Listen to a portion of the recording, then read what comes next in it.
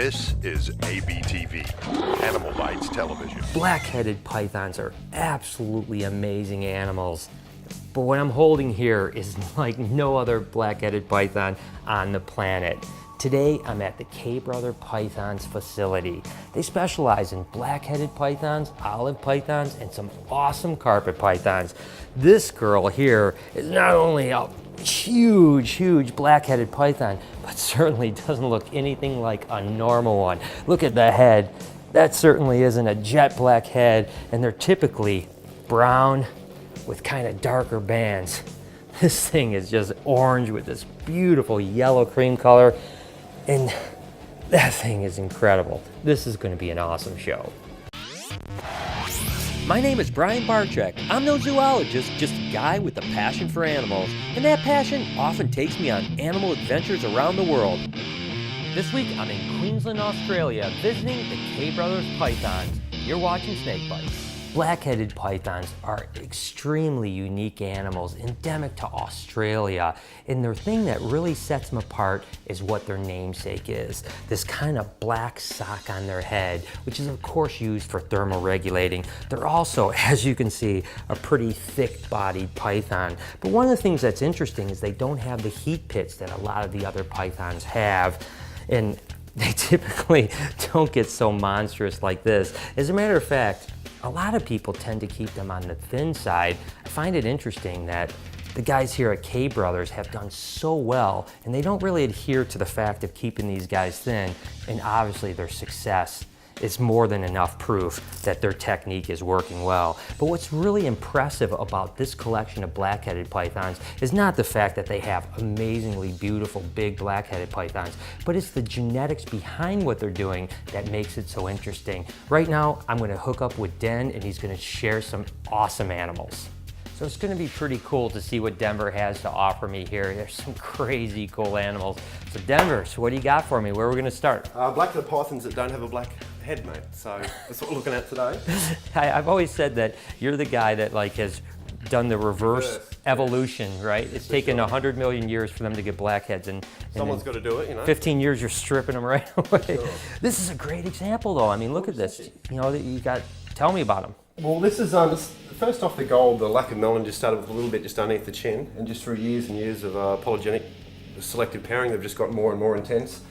As they get older, the gold gets a little bit darker. And the interesting thing is the darker the gold, the stronger the inheritance, which is strange. Oh, okay, wow, that is very interesting. And you can really see the difference between that like blackhead and then these guys that are, I mean, it's the thing that I find interesting, Denver, is that you can still kind of see where the blackhead is. Yeah, most you know, definitely. it's just turned, like you said, almost to a gold orangey color, which I find very interesting. Well, the reduced melanin flows through into the body pattern as well, which is interesting. Right. Some of the offspring I've got from her actually have got more and more gold flowing through into the body. So eventually, the eventual goal is to be a full gold black-headed python, you know. Right. And maybe put some xanthic genetics through it down the line to change that out, strip some of that yellow and some of that orange, and see how it goes from there, you know. Right, and now she's produced offspring before. She has, yeah. She produced last year. So we've got some babies over here if you want to have a look. Well, yeah, let's take a look at them. That sounds good. Here, I'll just get her in and get her in there, and oh, you get in there too, buddy. All right, so what do we got? Holy cow!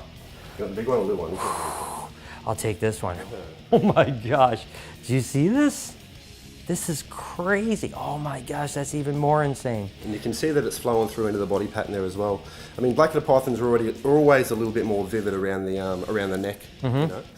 But with time goes on, it's going further and further into the body pattern, so there'll be no black left on it whatsoever. Now that's what I find interesting. I mean, there's a couple things I think is really cool here, is that obviously the melanin, or that black part of its head, is also got other pigment underneath it. You know, it has orange or reddish pigment, you know, so it probably has yellow and red pigment, the xanthophores and erythrophores. And with these guys too, they're obviously really wacky pattern. Yeah, definitely. So is that linked to the reduction, or is that something different? It seems to be linked. A lot of these things, a lot of it is the marker, a bit of a stripe down the back of the tail, which is interesting, you know. And anything that's got sort of a stripe down the tail, or wacky sort of a pattern, has always seemed to have that gold through it, which is, it's hard to try and pick those specific traits we want out to enhance upon in the future, because they're all mixed in together, you know. So it's sort of, it's good and bad in both ways, I suppose. Right, no, that's These are incredible. You got a couple other guys over here. What else you got? We've got a few other clutch mates. There we We're go. working on some striping here. Yeah, thanks, mate. All right, oh, there you go. Oh my gosh, these things are crazy cool. I mean, it's ridiculous. Well, here's some striping we're working on, early stage striping, sorry. Okay. And you see that down the back of the neck there. Oh my gosh, yeah. Total lateral striping. Interesting, hey? That's crazy. Now this is polygenic. Polygenic for sure. Okay. Yeah. This is another female here while you've got that one out. Yeah. Yeah, please. She's actually not too far from ovulating. Oh yeah, look at how chunky she is. And again, this kind of brings me to a question I was going to ask you. It's like I had said earlier in the show that a lot of people keep their blackheads a little bit thin. You obviously don't care about that thing because these blackheads are absolutely huge. So, yeah, you're probably, I would say you're probably the most successful person in the world breeding blackheads. So why is it that the idea is to keep them thin when you're having so much success really getting them chunky? I think some of these girls do get extra big because it's always a new fat that we're putting on. So as far as January and February, we just smash the food into them. That's what they're going to, the follicles are going to engorge from, obviously, you know. But over time, they just get bigger and bigger. I mean, a lot of these females are fairly big, fairly old. That girl, that first girl we had out, she's 15 years old. 15 years old. So, I mean, with years and years of conditioning, and we breed them every year. Most of the females we breed every year. So, time and time again, they just grow. I always find it interesting that when this happens, where there seems to be kind of this false idea that something doesn't work. Yeah. And so when people start putting it out there, everyone just thinks that's real. Yeah. And then we come to a place like this and we realize, wait a second, everything we've been told is not true, you know? Yeah, yeah. And you're living proof. So anyways, let's back to the striping. Yeah, well, that's the striping down the back of the spine. Yep. There. The twin stripes down the Exactly. back, which is interesting. A lot of this stuff is all early stages. Right. So in another 3 to 4 years, we're going to put the next offspring back together and find out what's exactly going on, you know? Yeah, and you would certainly think that with that lateral striping right here, with two of these lateral stripers together, you may get a complete dorsal striping, you know, so you know, what other? So you're obviously working with striping, which I think is amazing. Yep. You're working with reduction of melanin, you know, that gold stuff. What's in your mind? I mean, what's the next thing you want to do? Well, there's multiple things. I mean, we've got one down here. I think the boy is right here. Trying to get the base pattern, I suppose, the base colour more and more vivid. Right. Washing out with so much brown, I suppose. Yeah. You know? So the interesting thing is here, a lot of blackheads, as you know, as soon as they get a fair bit of age, they start browning out a little bit on the sides. Like this girl here, you can see. Yeah, it gets dirty. Yeah. But this is the same age. This snake, it's just smaller because he's a boy, and it's still clean. Yeah. Yep. So time will tell, I suppose. And the amazing thing is with some of these colors and patterns and refining, you know, you start combining these. Yeah. And who knows what's going to pop out? You know? Not only who knows what's going to pop out, but you know, you've got another 50 years of work in this. So you're going to be a great. That's the thing. You can't keep them all back. You know? No, this is amazing. Well, let's keep moving and see what else you got. I gotta see some of these other projects. I mean, this is. Let's check them out. Yeah, let's check. Yeah, please, yeah. So these are some black ones, right? These are the black ones here, Ron. We'll start with this. We'll start with this boy here first. Hopefully he doesn't bite me. He's a little bit aggressive. Oh, nice. Ooh, yeah, he's a nipper. He's fine today, though. Oh, look at that. Yeah, so that's a nice little dark boy. These are WA animals from Western Australia. And that's just tons of melanin on that. Yeah, tons. That's the boy, and this is the girl. She's actually not too far from ovulating, so. So is that like a founder stock animal, or was this a new project? How did this pop up? It's a new project. The early work was done by Peter Krause, one of the legends in Australia, you know. So we purchased these animals from him as hatchlings. Here, I'll take this one out of this. Yep. The last time you handed me a blackhead and said it was tame. It did bite, I remember It did bite. Actually, there was 2 bites, one in my arm and one in my crotch, if I'm not mistaken. So you see there, she's just about ovulating. Oh yeah, she is low. You can see that distension right there. Yeah, we'll leave her alone a little bit, but look at how black that back is right there. And again, you can see its scales is just starting to spread, and yeah, she's going to have babies soon. So that's well, obviously eggs, but that's awesome. So obviously you're breeding this, and the idea is just more and more enhance the black. Yeah, enhance the black. Just so there's a few more projects to go. You know, we've got the golds. Obviously, there's some exanthic bloodlines here and there, a few spotted animals or ocelots, and this is a bit of black. You know, I mean, there's so much variance you can work with in black-headed pythons. Right. Now I remember you showing me the ocelot ones. You're still working with those then? Yeah, we still are. Yeah. Let's take a look at those real quick. That girl's around the other side. All right, no problem. Let's head this way. So this is the ocelot female up here. Okay. So she just ovulated about 5 days ago. Okay. Oh, well, You can see how quick they go into their shed cycle. Oh my God, yeah, right. But all the job's done, so this is not going to bug her. Okay, good. Yeah, I don't want to mess her up at all. Gosh, look at how fat she is. She is just loaded up with eggs. That's a gorgeous animal. Beautiful. So tell me exactly what you're shooting for with the ocelots. I mean, these circles and... Just to accentuate some of that pattern. The ocelot is the eye-like sort of spot on the side of it. I've got a baby there from last year that we had. So I'd be able to highlight that if you could hold Yeah, that. I'll hold this, and you know what? I'm going to just put her back so she doesn't get any more stressed out than she needs to be. You know, yeah, I don't want, you know, once they're gravid, it's best to leave them alone a little bit. Oh, that's a gorgeous egg. Trust me, that's a heavy snake too. That thing's got some weight to it. Oh, 13 every year, so this is her 3rd year straight.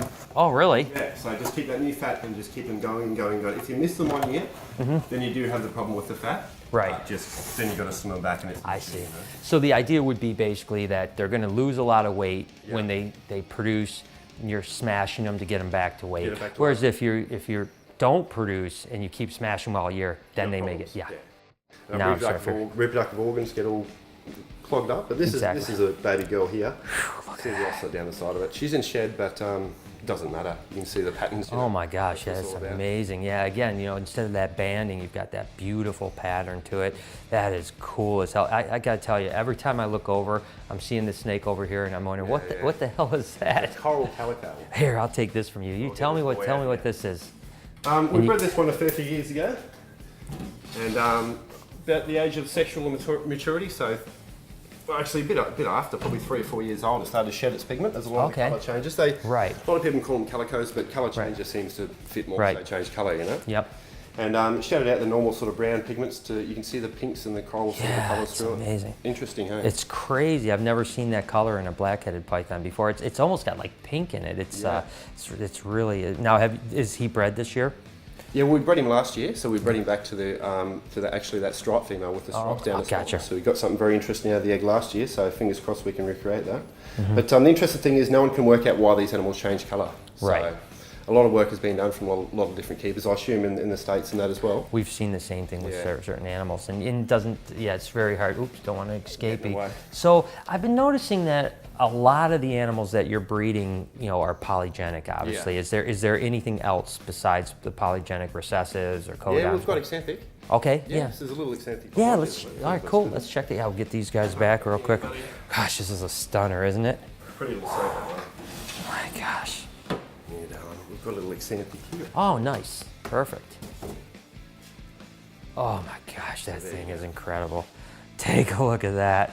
And of course, axanthic is the lack of yellow pigment. So when you get an animal like a blackhead that's a tan and brownish animal, and all of a sudden you strip that yellow away, it turns into this stunning white and black with some silver snake. I mean, that is incredible. And this is just a straight recessive. Yeah, completely.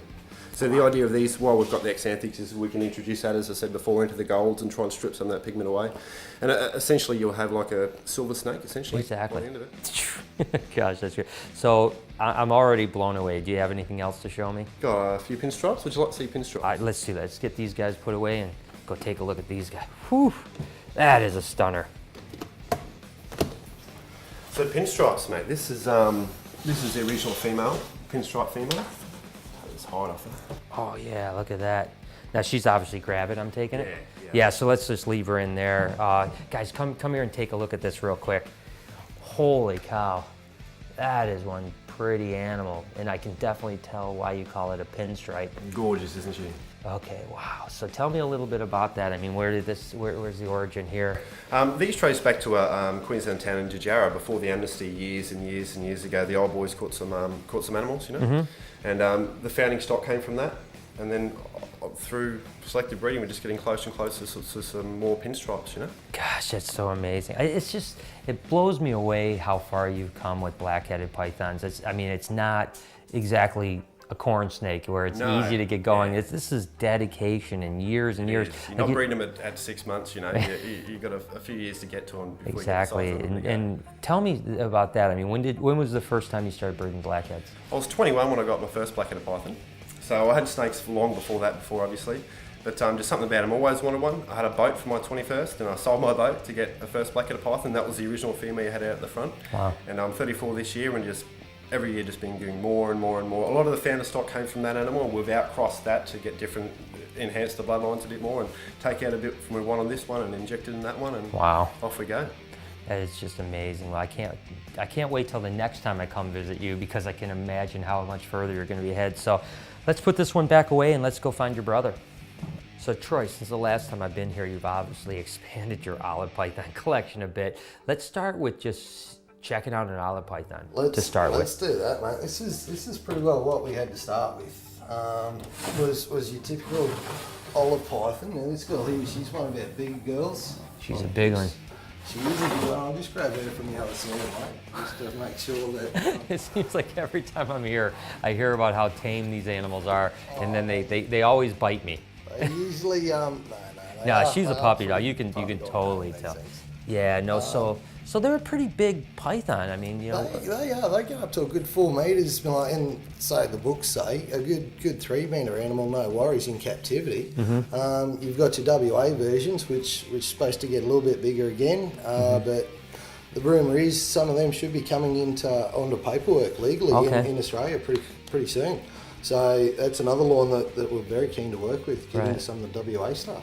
So when it comes to pythons in Australia, I mean, you obviously have, you know, the scrubbies and then Pellies. I mean, would olives like be right behind them as far as length goes? I think olives would be right behind the Pellies, yeah. Okay, gotcha. So even maybe bigger than scrubbies? Oh, no, scrubbies, Pellies. Pellies, and that's what I was thinking too. Yep. I was gonna say, that's awesome. And so what is it that got you into olives? I mean, why olive pythons? Well, I don't know, Denver and I, we do a lot of stuff together. And Denver got into the black-headed pythons, and they are supposed to be pretty hard to breed. The second hardest snake to breed, as far as we're concerned, would be the olive python. So we're into this hobby for a long time. Let's see if we can't unlock some of the secrets. Why is this species why is this one so hard to breed? And years and years and years, and yeah, they're not that hard to breed. You just got to know what you're doing with them. All right, so tell me, what is it that we're missing? What's the trick? Right, people are loving these things to death. Come breeding season, go fishing. Leave the buggers in peace. Really? It's as simple as that. Just don't mess with them. Don't mess with them. Throw them. You do all your pre-work, all your work pre-breeding season. Yeah. As Denver would have explained with the blackheads, beginning of the season, January, February, March, we smash the food into them. We start tapering the food back. April, May, throw the males in. 1st of June, we go fishing. We're done. It's up to Mother Nature then, and that's awesome. You just fiddle around with a few of the temps, as it's going outside, and that's it. People just worry too much about them. I think that's it. Well, I think that you're probably oversimplifying it in the sense that certainly. These things, there's a lot of triggers to them, and the fact that you guys are just so in tune with your animals, it's easy to you. Other people might not have as much, but one of the things I think that's really awesome, and what's it been, 10 years, 12 years since the first albinos? I don't even know when it's been. It'd be about 12 years. I'd say we started working on the project roughly 8 years ago. Right. So we have been working it a while. When the project first came out, let's take a look at an albino real quick and then tell me about him. All right. Well, this boy right here. Perfect.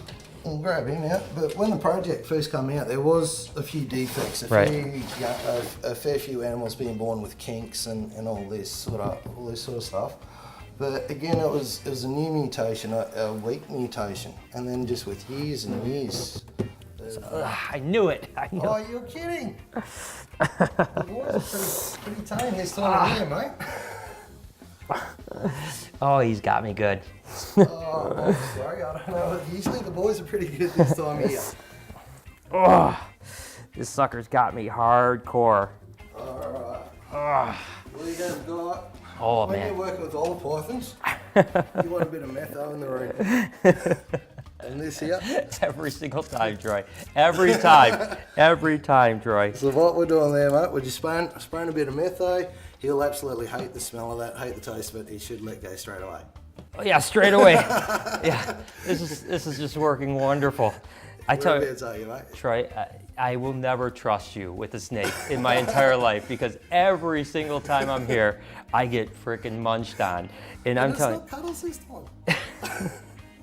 I knew as soon as it was coming out, I'm like, this is gonna be bad. Oh my gosh, I'm telling you. And trust me, guys, these guys hurt.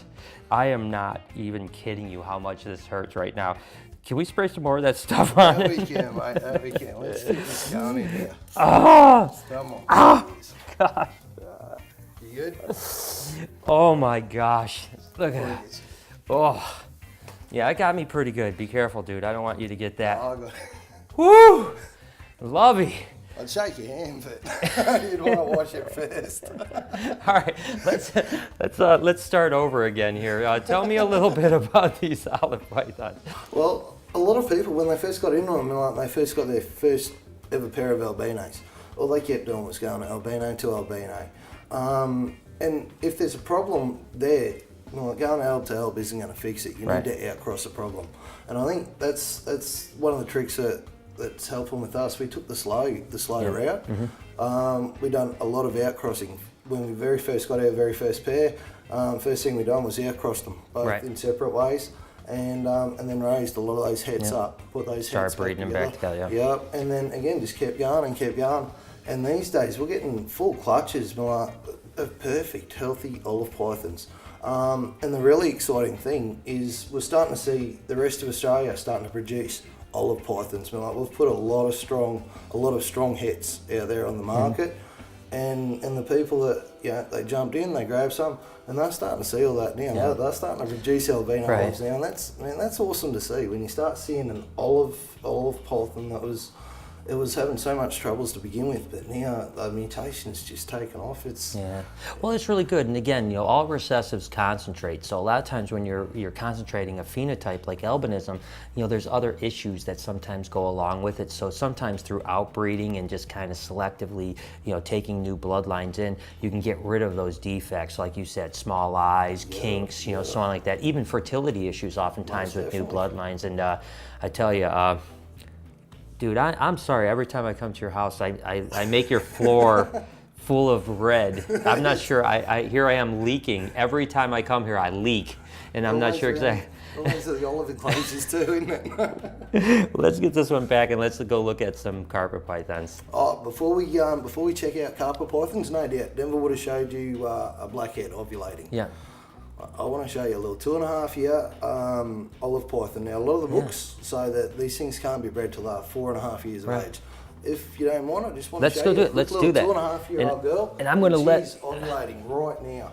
So this little girl here, 2.5 years of age. As you can see, perfect size for an olive. 4.5 kilos at 2.5 years of age. And check out this swelling. Oh, she's just, she's right in ovulation. One of the problems that they used to have was fertility. That's gone. I mean, like the young male we used, not a drama. This girl, not a drama. Everything with this species, A-OK. Yeah, as soon as you get that bloodline strengthened up, man, that's awesome. I mean, I tell you, olive pythons are incredible animals, and even though it seems like every time I'm around them I'm getting bit, I must just be an olive python bite magnet because everyone else seems to love these things, and they are really, truly amazing animals. But I'm ready to move on to carpet pythons. All right, man, let's do this. These guys have been working with some amazing carpet pythons for quite a long time. This one really caught my eye, and it's potentially a really special animal, and I'm going to tell you exactly why. There's some axanthic carpet pythons out there right now that have been around for quite some time, but this may be the first aneurystheristic. And again, let me tell you the difference between those two animals. The axanthic is lacking yellow, so it's going to be basically like a silver and blackish type animal. An aneurystheristic is missing the red pigment, but still has the yellow. So you can see there's tons of yellow in this animal, but it appears to be missing the red pigment. That gives it that really unusual color. Now, this isn't a proven animal yet, but I think it looks pretty promising. And in the future, if this thing proves out, it's gonna be really awesome to unlock the potential of so many mutations by yanking the red out. I mean, think even a breadlie, which is a really red animal. If you yank the red out of that, it's gonna look really, really different. So This carpet python is really special and can be a huge thing in the future. Let's take a look at some other animals that these guys have popping around here that just absolutely blow my mind. So we're in the hatchling room right now, and man, there's some killer animals in here. I'm just gonna set this one down really quick, and I wanna show you. This color is just shocking, and whew, he's fired up, that's for sure. Take a look at that thing right there. This happens to be a 75% hypo-bredli jag. So that basically means that the jag gene is obviously not bredli. That guy is so fired up. The snakes are after me today for sure. But this is 75% bredli and only 25% of the jag part of it, or that bloodline anyways. But you can just tell that that jag gene just makes things extremely pop. And of course the hypo-bredli are just so incredible. It is crazy how fired up this guy is, and he's getting pretty close to me too. I'm going to keep my face away or I'm going to end up getting a face bite. What's really interesting is take a look at this animal here and how much polymorphism can be in one clutch. This happens to be a sibling, the exact same clutch as that last animal. And take a look at how gorgeous that is. The pattern is just really quite different. I mean, that jag gene really does change patterning quite a bit. And I tell you what, when you combine it with that hypo jag, I wish we had animals this pretty in America. Oh my gosh, what a stunner. So the interesting thing about carpet pythons, or really the whole Morelia species with carpets and diamonds, is the fact that there's a lot of localities as well as subspecies. So when I looked at this animal at first, I'm trying to think, what is it? What's this combination? This happens to be a mutt of sorts.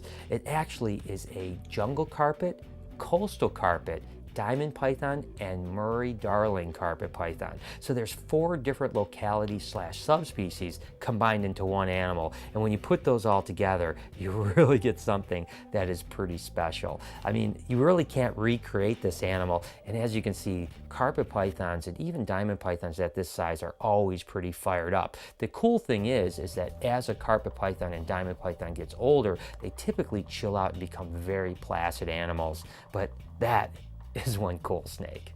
You know, it's so cool because there's just hundreds and hundreds of amazing snakes here at K Brothers Pythons.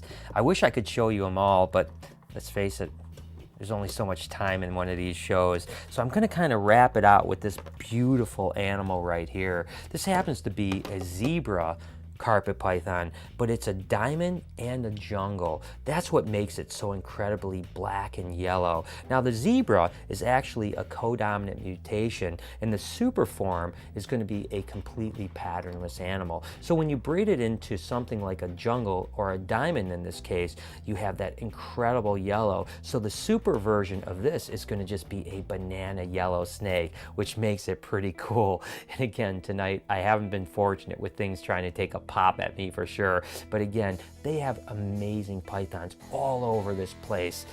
I could get lost in here for days. You can follow all of their adventures on YouTube at K Brothers Pythons, and as always, I was Facebooking and tweeting my way through it, so make sure to follow me over at SnakeBytesTV and on Instagram at SnakeBytes.tv. Until next week, you've been watching Snake Bites. Hi, I'm Peter Birch, an Aussie bloke who loves wildlife. My respect for nature started when I was a young boy in rural New South Wales. Since then, it's exploded into an obsession. New episodes every Thursday only on AnimalBytesTV.